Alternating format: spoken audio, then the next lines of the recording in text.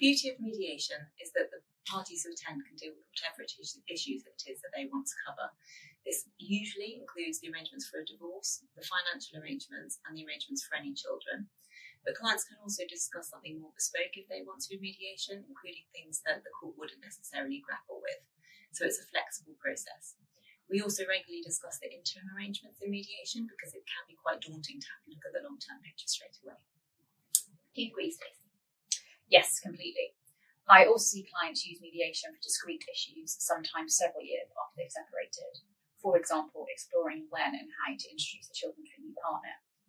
Mediation can also be used for disagreements that appear to be quite binary, where compromise isn't immediately obvious.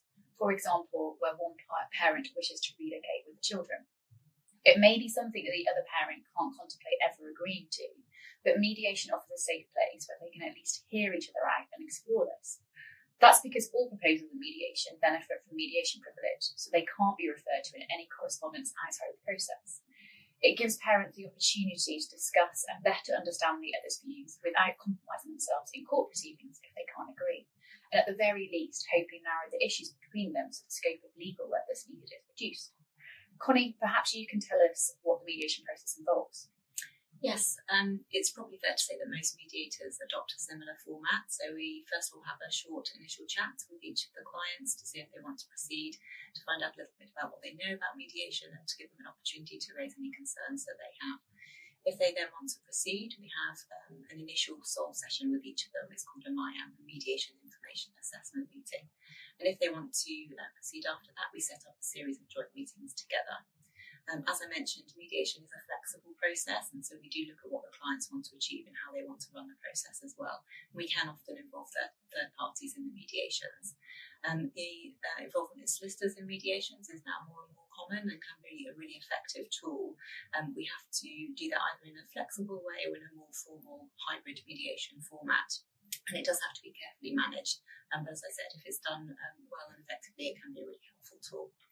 Clients often involve other third parties as well in mediations, don't they, Stacey? Yes, and mediation can offer a holistic approach for clients where specialist experts can assist the mediation process. I've mediated couples where an agreed financial advisor has participated to provide calculations and answer their questions in the mediation, adjusting models in the room. Whilst mediation isn't therapy, it can also be complemented by therapeutic support in the right cases. And where both parents and any children agree, the involvement of a child-inclusive mediator who speaks with the children separately and offers them a voice in the process can offer parents invaluable insight. The goal for any mediating couple is to reach agreement. Connie, if a couple get to that stage, what happens next? So we tend to say reach an outcome rather than an agreement in mediation. But if they do reach that stage, then the mediators can prepare a number of documents. So we regularly prepare an open financial statement, which is a summary of the parties' financial circumstances as they have disclosed in mediation. They can also have a memorandum of understanding, which the mediator prepares, which is a summary of the negotiations that they have had and also a summary of the outcome of the agreement that they have reached. And we try to draft those documents in a way that's going to help the parties' solicitors afterwards. So if then documents need to be prepared for the court, such as a consent order, then the mediator should prepare that in a way that makes it easy for the solicitor to convert that into a consent order. And then we can also, as mediators, depending on what the clients would like, prepare a parenting plan, and that obviously will deal with the arrangements for children. The parenting plans can be quite high level, talking about where the children are going to spend their time, who they're going to live with, or it could be much more detailed depending on the conversations that the parents have had in the mediation session.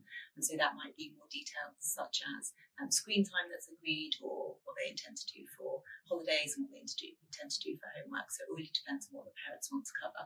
But as I said, again, it's a flexible process, so that all feeds into that.